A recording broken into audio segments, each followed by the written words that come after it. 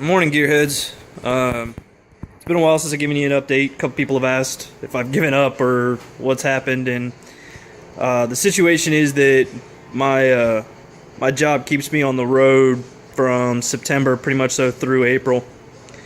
So it gets a little bit difficult to get in here and get to work, and other stuff gets in the way, and I tend to work sporadically anyway. But so I'm going to give you an update on where we're at. Some of these parts I haven't shown you before because I got them in and didn't get a video of it. This is these are seal power forged pistons. They are 40 over 396. The reason for getting those instead of the 30 overs that it had in it was that what it had in it wasn't 30 overs. They were 402 pistons, and their 402 pistons are about a thousandths larger. When you added the thousandths difference and the wear, the clearances got a little high for me, so I decided to go with the 40 over 396 pistons, and I'm going to have the block honed to match them. Got a set of kind of OEM style scat rods for it. That should, with the forged crank, that should. Forged pistons, forged crank, decent rods. Should have a pretty tough bottom end for street use. Got a lot of parts sitting here. New valves. Got new valve springs.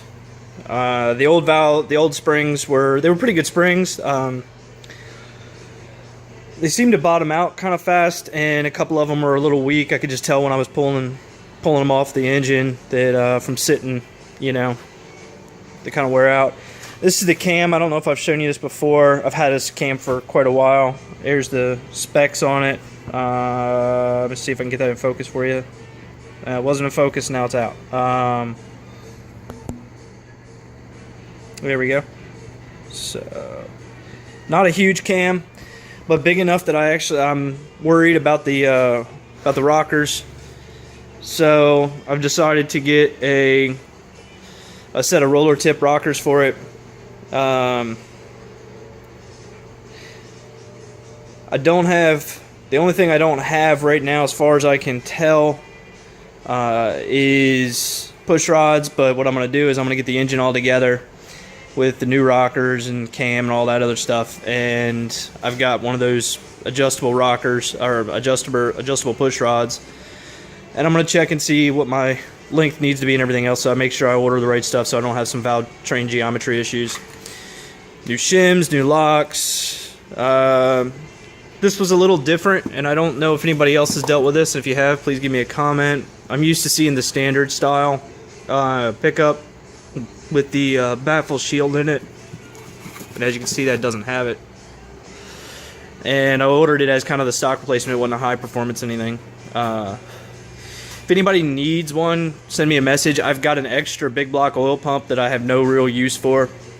It came with the rebuild kit that I got when I got the pistons and everything else. I don't remember the cost on that rebuild kit, but it was pretty reasonable. That's why I decided to go that way. Right now for today, I'm going to finish pulling these heads apart. The tips need a file run over them so that I don't score, because I do have some bronze inserts in there. Pull the old rockers off. I am going to string those with their balls just to make sure, just in case for some reason I do decide to try to reuse them. I want the balls and the rockers to match. Finish pulling those apart. I also I'm thinking about working on the firewall, in the center of the firewall, and kind of cleaning that up and finishing off the engine bay. Back over here, this is pretty much so exactly how I left it. For some reason I thought I finished this, but I hadn't.